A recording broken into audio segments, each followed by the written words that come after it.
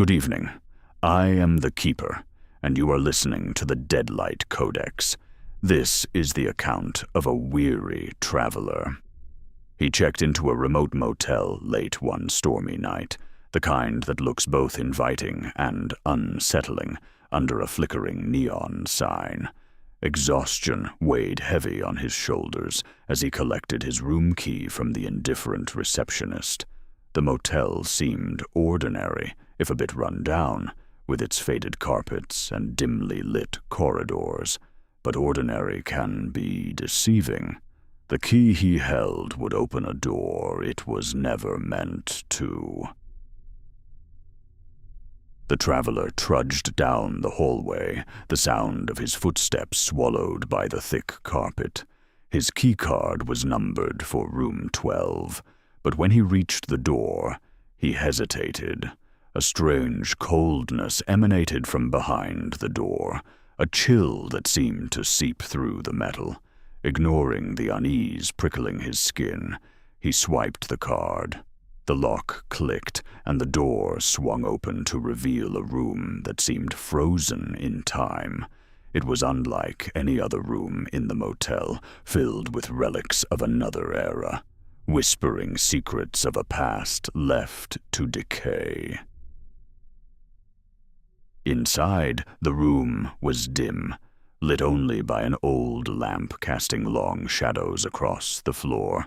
The air was thick with the scent of dust and something else, something metallic.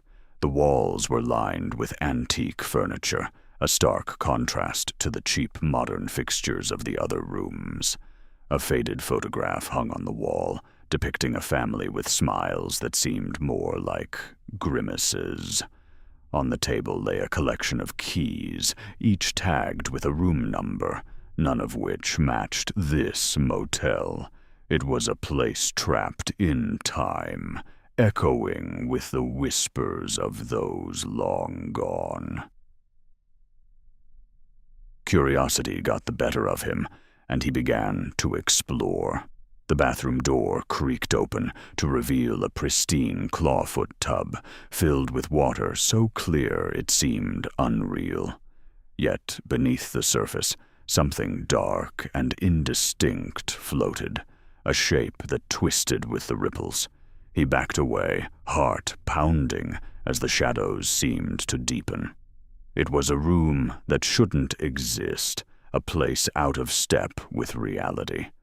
The traveler felt the urge to leave, but something compelled him to stay, to unravel the mystery that lurked within these walls. As he turned back to the main room, something caught his eye. A journal lay half open on the nightstand, its pages yellowed with age. The handwriting was spidery, almost illegible, but certain words stood out. Trapped. Escape. They watch. Each page was filled with desperate scribbles, notes from someone who had been in this room before. It was a chilling discovery, suggesting that he wasn't the first to stumble upon this place. The entries ended abruptly, mid-sentence, leaving an unsettling void in the narrative, a story unfinished, a warning left unheeded. A noise broke the silence, a soft scraping, like nails on a chalkboard. It came from the closet, a place he'd deliberately avoided until now. He approached cautiously, every instinct screaming to turn back, but the need to know was overpowering.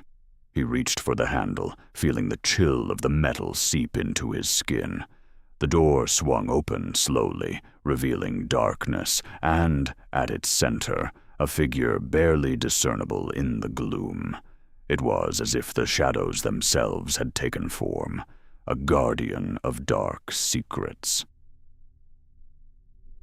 The figure was a mannequin, dressed in clothing that seemed oddly familiar.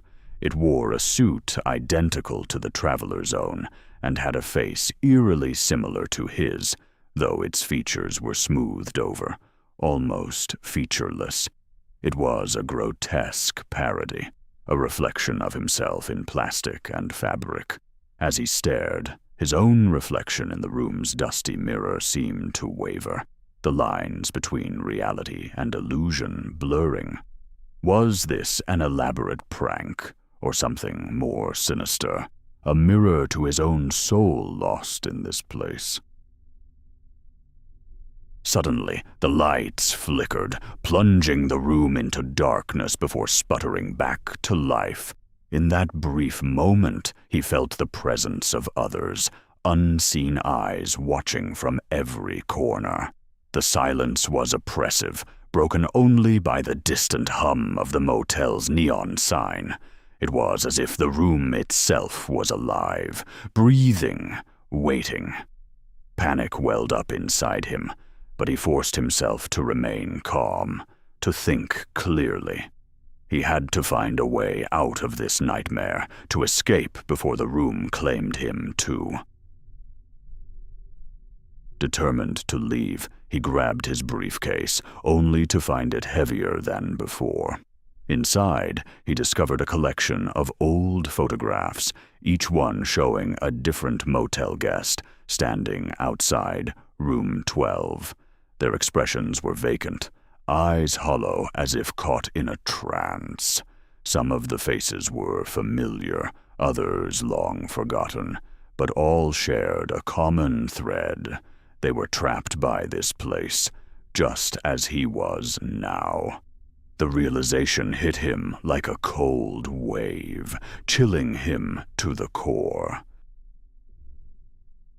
He stumbled back, the room spinning around him. The walls seemed to close in, the air growing thicker, suffocating. Desperation clawed at him, and he fumbled for the door, his fingers trembling.